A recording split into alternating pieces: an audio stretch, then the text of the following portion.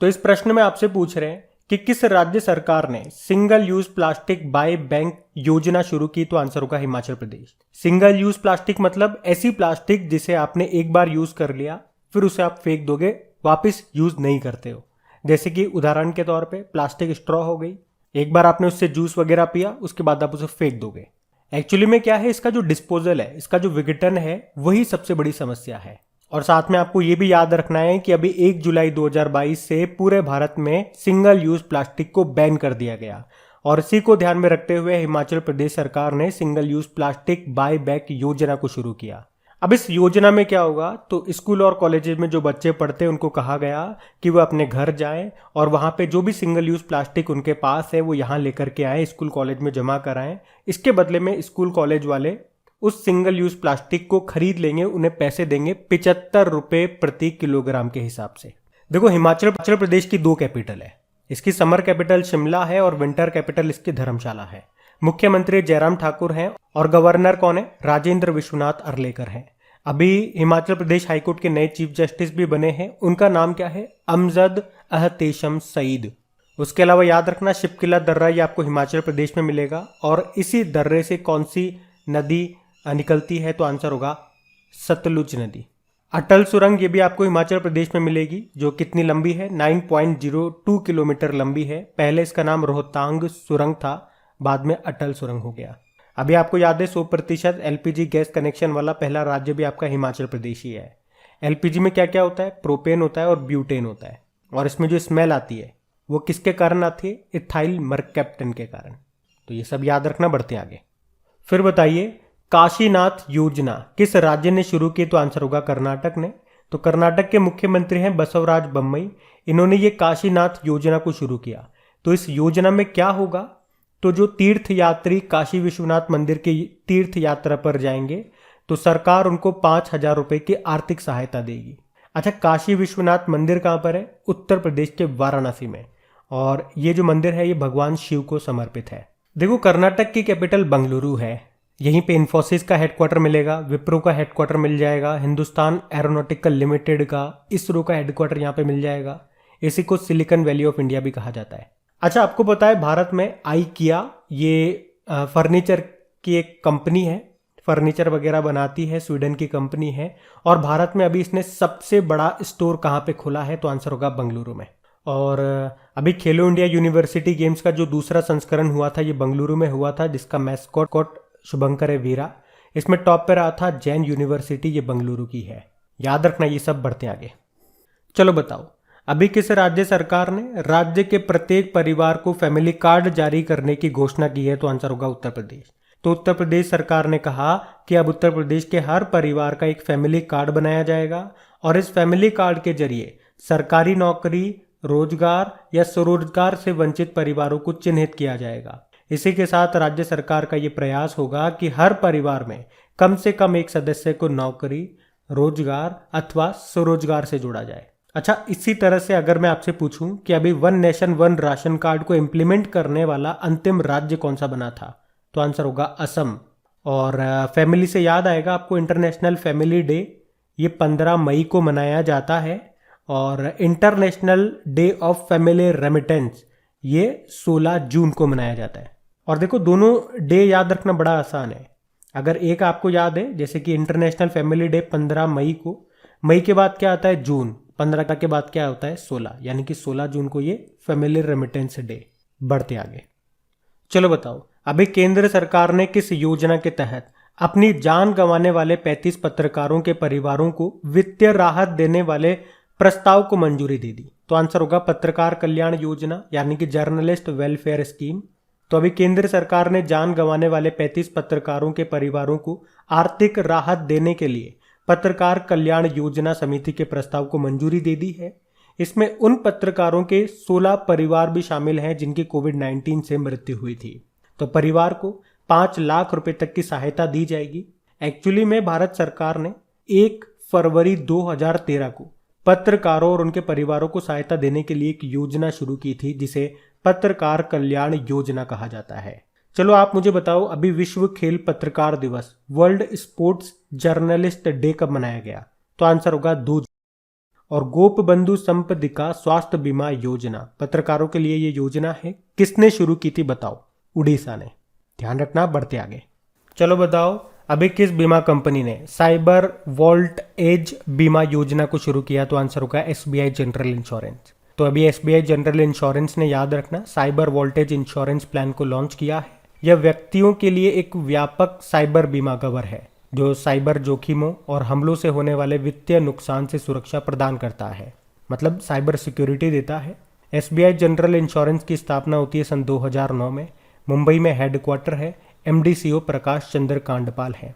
याद होगा कुछ समय पहले इसने हैशटैग बहाने छोड़ो टैक्स बचाओ अभियान भी शुरू किया था। अभी एलआईसी ने धन संचय योजना शुरू की थी और बजाज आलियांज जनरल इंश्योरेंस, इसने एक तो अभी ग्लोबल हेल्थ केयर प्रोग्राम शुरू किया, उससे पहले केयर फॉर हॉकी कैंपेन शुरू किया था और अभी इसके नए एमडी सीईओ बने तपन सिंघल। चलो आप मुझे बताओ, अभी तपन कुमार डेका, इनकी अभी नियुक्ति की गई थी, अपॉइंटमेंट है नया वाला, क्या बने हैं ये? इंपॉर्टेंट नाम है ये, बताना पड़ेगा। बढ़ते आगे। तो इस प्रश्न में आपसे पूछ रहे हैं, जुलाई 2022 में किस कंपनी ने स्टार्टअप स्कूल इंडिया शुरू करने की घोषणा की? तो आंसर होगा गूगल ने। तो अभी गूगल ने छोटे शहरों के जो स्टार्टअप्स होते हैं उनको मदद देने, उनको चुनौतियों से निपटने लायक बनाने, या यूं कह दें उनको आगे बढ़ाने के लिए एक कार्यक्रम शुरू किया है, स्टार्टअप स्कूल इंडिया। इसमें जो छोटे स्टार्टअप्स होंगे, उनके जो संस्थापक होंगे, वो कामयाब कारोबारों से जुड़े अनुभव का लाभ ले सकेंगे। आपको याद है अभी फेसबुक ने अपना नाम बदल के मेटा कर लिया और ट्विटर के सीईओ कौन है? पराग अग्रवाल है। आपको पता है ना ट्विटर को कौन खरीद रहे थे? Elon Musk. लेकिन अभी ऐसी न्यूज आई है कि उन्होंने उसे खरीदने से मना कर दिया। ट्विटर वालों ने कहा कि हम आप पे केस करेंगे। अब आगे देखते हैं होता है क्या। बाकी गूगल और माइक्रोसॉफ्ट के सीईओ कौन है? देखो, माइक्रोसॉफ्ट के सत्या नडेला हैं, गूगल के कौन है? सुंदर पिचई हैं, और इन दोनों को पद्म भूषण से अभी सम्मानित किया गया था, ये बात याद रखना। बाकी गूगल का हेडक्वार्टर आपको मिलेगा कैलिफोर्निया यूएस में। इसके फाउंडर दो जने थे, लैरी पेज और सर्जे ब्रिन। इसकी पेरेंट कंपनी है अल्फाबेट। और अभी इसी साल गूगल की नई सार्वजनिक नीति प्रमुख कौन बनी थी? अर्चना गुलाटी बनी थी, याद रखना। बढ़ते आगे। अच्छा बताओ, अभी किस राज्य या यूनियन टेरिटरी ने मिशन कुशल कर्मी नाम से एक योजना शुरू की? तो आंसर होगा दिल्ली। तो अभी दिल्ली सरकार ने निर्माण श्रमिकों के कौशल को उन्नत करने के लिए मिशन कुशल कर्मी शुरू किया और इसमें सरकार का लक्ष्य है इस कार्यक्रम के तहत एक साल में 2 लाख श्रमिकों को प्रशिक्षित करना, ट्रेन करना, और ट्रेनिंग के दौरान हुए वेतन के नुकसान की भरपाई के लिए निर्माण श्रमिकों को 4,200 रुपए की राशि प्रदान की जाएगी। दिल्ली से 2 इंपॉर्टेंट क्वेश्चन आप जरूर याद रखना। एक तो यहाँ के अभी उपराज्यपाल लेफ्टिनेंट गवर्नर कौन बने? विनय कुमार सक्सेना। अब दूसरा इंपॉर्टेंट प्रश्न का उत्तर आप ही को देना है। क्या क्वेश्चन है? दिल्ली हाईकोर्ट के भी चीफ जस्टिस कौन बने हैं? नए बने हैं, बिल्कुल फ्रेश, ताजा ताजा। बताओ कौन बने हैं। बढ़ते आगे। चलो बताओ, अभी किस राज्य सरकार ने अर्न विद लर्न योजना को शुरू किया? तो आंसर होगा त्रिपुरा। तो अभी त्रिपुरा सरकार ने कोविड-19 के प्रकोप के बाद स्कूलों से बाहर हो चुके बच्चों को वापस लाने के लिए अर्न विद लर्न नाम से एक नई योजना शुरू की है। तो ये जो योजना है, ये विद्यालय चलो अभियान का एक हिस्सा है। एक्चुअली में महामारी के समय 6 वर्ष की आयु से लेकर 14 वर्ष की आयु के लगभग 9,000 छात्रों ने स्कूल छोड़ दिया था। तो उनको वापस लाने के लिए है ये योजना। होगा क्या इसमें कॉलेज के 3rd ईयर के छात्रों को सभी कक्षाओं में ड्रॉप आउट का पता लगाने के लिए सर्वे करने में शामिल किया जाएगा।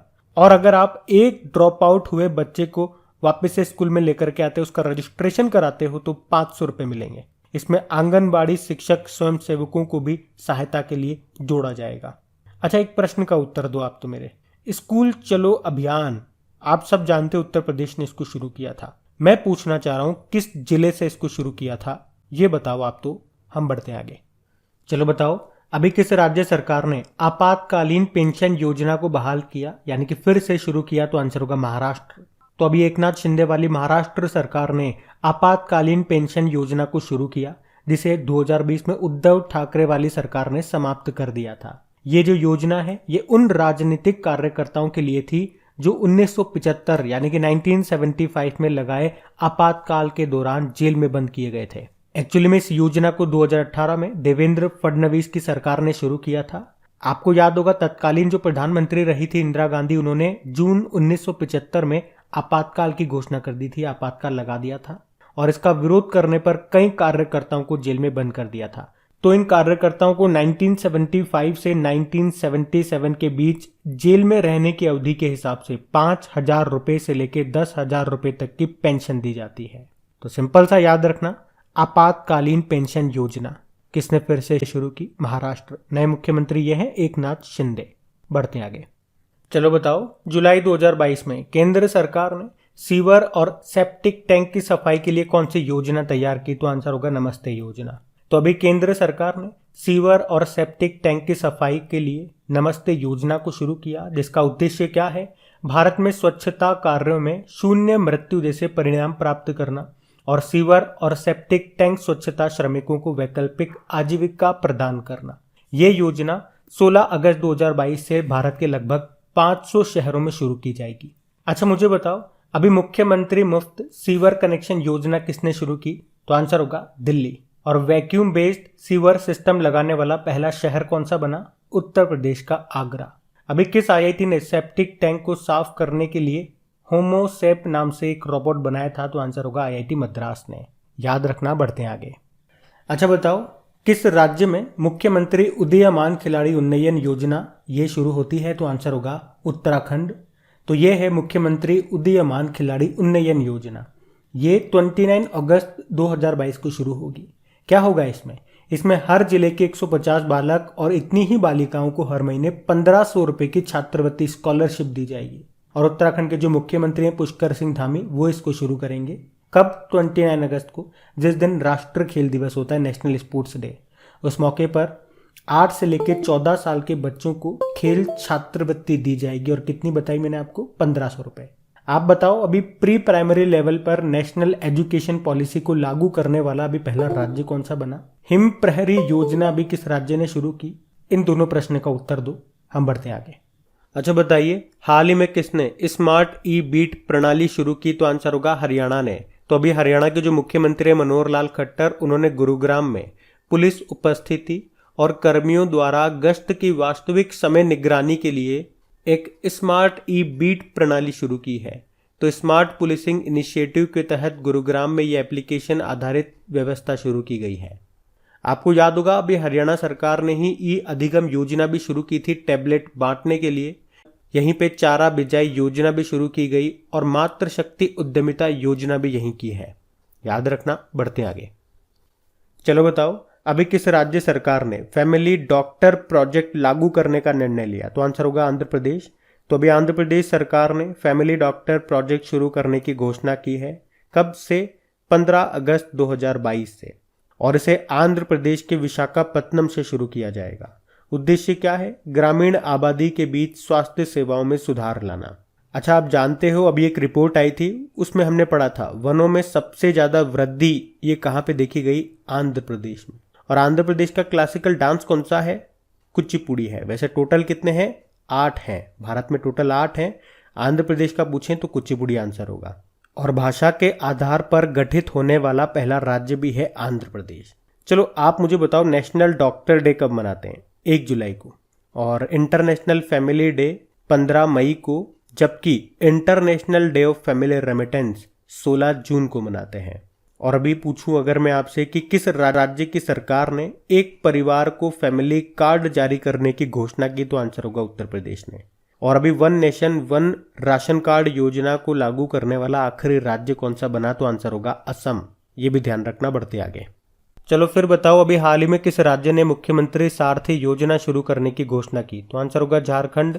तो अभी झारखंड सरकार राज्य के छात्रों को प्रतियोगी परीक्षाओं की तैयारी कराने के लिए फ्री में कोचिंग देगी और उसके लिए ये मुख्यमंत्री सारथी योजना शुरू की है। अच्छा, इसी तरह से 2 राज्यों ने भी योजनाएं शुरू की थी अपने राज्य के बच्चों को फ्री में कोचिंग देने के लिए। एक तो है उत्तर प्रदेश, उसने जो योजना शुरू की थी उसका नाम है अभ्युदय योजना। और राजस्थान ने अनुप्रति योजना शुरू की थी, तो वो भी याद रखना। अच्छा, योजनाओं की बात है तो 2-3 योजनाओं आपको पढ़ा रहा हूँ, उसको ध्यान से सुनना, रिवाइज करना अच्छे से, क्योंकि ये इंपॉर्टेंट है। जैसे कि किसान सम्मान निधि योजना, ये कब शुरू होती है? 24 फरवरी 2019 को। कहाँ से? गोरखपुर, यूपी से। इसमें आपको पता है पूरे साल भर में किसानों को 2-2 हज़ार रुपये करके 3 किस्त दी जाती है, यानी कि टोटल 6,000 रुपये। और आयुष्मान भारत योजना कब शुरू होती है? 23 सितंबर 2018 को झारखंड के रांची से। इसमें 5 लाख रुपए का स्वास्थ्य बीमा मिलता है। उज्ज्वला योजना की बात करेंगे तो ये शुरू हुई थी 1 मई 2016 को बलिया यूपी से, जबकि उज्ज्वला योजना 2.0 शुरू हुई थी 10 अगस्त 2021 को महोबा यूपी से। अच्छा, बेटी बचाओ बेटी पढ़ाओ योजना कब शुरू होती है? 22 जनवरी 2015 को पानीपत हरियाणा से। और सौभाग्य योजना, सहज बिजली हर घर योजना, ये शुरू होती है 25 सितंबर 2017 को। अच्छा, एक मृदा स्वास्थ्य कार्ड योजना भी याद रखो, ये 19 फरवरी 2015 को शुरू हुई थी राजस्थान के गंगानगर के सूरतगढ़ से। और वैक्सीनेशन के लिए, टीकाकरण के लिए एक मिशन है, मिशन इंद्रधनुष, कब शुरू हुआ था? 25 दिसंबर 2014 को। तो ये कुछ इंपॉर्टेंट योजनाएं हैं, ये आपको याद होनी चाहिए, कब शुरू हुई थी और कहाँ से। बढ़ते आगे। अच्छा बताइए, अभी किस राज्य सरकार ने मुख्यमंत्री महतारी न्याय रथ यात्रा शुरू की? तो आंसर होगा छत्तीसगढ़। तो जो छत्तीसगढ़ के मुख्यमंत्री भूपेश बघेल, उन्होंने कहा कि राज्य महिला आयोग के माध्यम से मुख्यमंत्री महतारी न्याय रथ यात्रा संचालित की जाएगी। और छत्तीसगढ़ महिला आयोग की पहल पर प्रदेश की महिलाओं को उनके संवैधानिक अधिकारों और कानूनों की जानकारी देकर जागरूक किया जाएगा और उनमें आत्मविश्वास बढ़ाया जाएगा। इसी के लिए ये यात्रा शुरू की जा रही है। तो याद रखना, ये जो मुख्यमंत्री महतारी न्याय रथ यात्रा है, इसकी शुरुआत दुर्ग जिले के पाटन ब्लॉक के करसा गांव से हुई है। देखो, छत्तीसगढ़ की कैपिटल रायपुर हो गई, मुख्यमंत्री भूपेश बघेल हो गए और गवर्नर कौन है? अनुसुईया उइके। अभी आपको याद हो गया, मुख्यमंत्री मितान योजना यहाँ पे शुरू हुई थी। कौशल्या मातृत्व योजना यहाँ पे शुरू हुई थी, जिसमें दूसरी बेटी के जन्म पे 5,000 रुपए दिए जाएंगे। और याद रखना, भारत का 53वां टाइगर रिजर्व ये आपको मिलेगा छत्तीसगढ़ में, जिसका नाम है गुरु घासीदास टाइगर रिजर्व। लेमरू हाथी अभ्यारण्य भी आपको यहीं पे मिलेगा। और एक पंडवानी नृत्य काफी फेमस है, छत्तीसगढ़ का है, और इसकी पहली महिला कलाकार हैं तीजन बाई। और एक हरेली त्योहार भी याद रखो, इसका संबंध छत्तीसगढ़ से है, जबकि हरेला उत्सव इसका संबंध उत्तराखंड से है। ये ध्यान रखना। बढ़ते आगे। चलो बताओ, अभी किस राज्य सरकार ने मुख्यमंत्री नाश्ता योजना शुरू की? तो आंसर होगा तमिलनाडु। तो मुख्यमंत्री नाश्ता योजना ये तमिलनाडु सरकार ने शुरू की है। और याद रखना, इसी के साथ तमिलनाडु सभी सरकारी स्कूलों में मिड डे मील के साथ नाश्ता देने वाला पहला राज्य बन गया है। पर याद रखना, ये नाश्ता केवल कक्षा 1 से लेकर 5वीं तक के बच्चों को मिलेगा, जबकि मिड डे मील तो कक्षा 8वीं तक के बच्चों को मिलता है। तो ऐसा थोड़ा सा ध्यान रखना पड़ेगा आपको। और आप जानते हो, ये जो मिड डे मील योजना है, इसका नाम बदल दिया था सरकार ने। नाम बदल के क्या कर दिया? प्रधानमंत्री पोषण योजना। पोषण का मतलब प्रधानमंत्री पोषण शक्ति निर्माण। देखो, वैसे तमिलनाडु की कैपिटल चेन्नई है, यहीं पे आपको चमड़ा अनुसंधान केंद्र मिलेगा। और भारत में पहली बार आपको पता है 44वां नंबर का फिडे शतरंज ओलंपियाड है, ये भारत में हुआ। भारत में कहाँ पे? चेन्नई में, जिसका शुभंकर थम्बी है।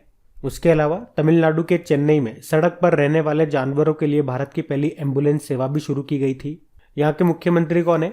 MK स्टालिन है। और इनकी आत्मकथा का नाम क्या है? उंग लिल ओरुवन। यहाँ के गवर्नर हैं RN रवि। और वैसे बताओ, तमिलनाडु के तट को क्या कहते हैं? कोरोमंडल तट कहते हैं। और केरल के तट को मालाबार तट कहते हैं। ये थोड़ा सा ध्यान रखना। बढ़ते आगे। बताओ, अभी हाल ही में किस राज्य सरकार ने स्वनिर्भर नारी योजना को शुरू किया? तो आंसर होगा असम। तो अभी असम के जो मुख्यमंत्री है हेमंत बिस्वा शर्मा, उन्होंने स्वदेशी बुनकरों को सशक्त बनाने और वस्त्रों और हथकरघा विरासत के संरक्षण को सुनिश्चित करने के लिए स्वनिर्भर योजना शुरू की है। तो इसमें होगा क्या? राज्य सरकार एक वेब पोर्टल के माध्यम से सीधे स्वदेशी बुनकरों से हथकरघा वस्तुओं की खरीद करेगी। ये योजना राज्य में हथकरघा और वस्त्रों की विरासत को संरक्षित करने में मदद करेगी। अच्छा, एक प्रश्न मैं आपसे पूछूंगा, बताओ अभी किस राज्य ने बुनकरों के लिए नेकरा सम्मान योजना शुरू की थी? तो आंसर होगा कर्नाटक। और अभी किस राज्य ने बुनकरों के लिए बीमा कवरेज को बढ़ाने के लिए नेथन्ना बीमा योजना शुरू की थी? तो आंसर होगा तेलंगाना। एक डे भी है, नेशनल हैंडलूम डे, राष्ट्रीय हथकरघा दिवस, वो भी याद रखना 7 अगस्त को मनाया जाता है। और असम से आपको एक नाम याद आएगा, चलो आप ही बताओ, अभी भारत का सबसे नवीनतम नेशनल पार्क जो कि असम का 7वें नंबर का नेशनल पार्क है, उसका नाम क्या है? पढ़ते आगे। चलो बताओ, अभी हाल ही में नेस्कॉम फाउंडेशन ने ग्रामीण महिला उद्यमियों की सहायता के लिए किस पहल के तहत कॉल सेंटर शुरू करने की घोषणा की? तो आंसर होगा डिजीवाणी। तो अभी नेस्कॉम फाउंडेशन ने गूगल के साथ मिलकर के डिजीवाणी पहल के तहत 2 कॉल सेंटर शुरू करने की घोषणा की है। तो डिजीवाणी ये एक ऐसा स्थान होगा जहां ग्रामीण महिला उद्यमी कॉल कर सकेंगी और अपने व्यवसाय को बढ़ाने में मदद करने के लिए जानकारी प्राप्त कर सकेंगी। और ये 2 कॉल सेंटर खुलेंगे कहाँ पे? नई दिल्ली और लखनऊ में। नेस्कॉम मतलब होता है national association of software and services companies, और इसके अभी नए चेयरमैन बने थे कृष्णन रामानुजम नाम है। नेस्कॉम के पहले अध्यक्ष का नाम भी याद रखो क्योंकि इनका नाम न्यूज में था, हरीश मेहता। न्यूज में क्यों था इनका नाम? इन्होंने बुक लिखी है अभी, द मैवरिक इफेक्ट। और ये डिजीवाणी आप पढ़ रहे हो, एक डिजी जोन भी आपने सुना होगा। LIC ने ऑनलाइन पॉलिसी को बेचने के लिए मुंबई में डिजी जोन का उद्घाटन किया था। ध्यान रखना, बढ़ते हैं आगे।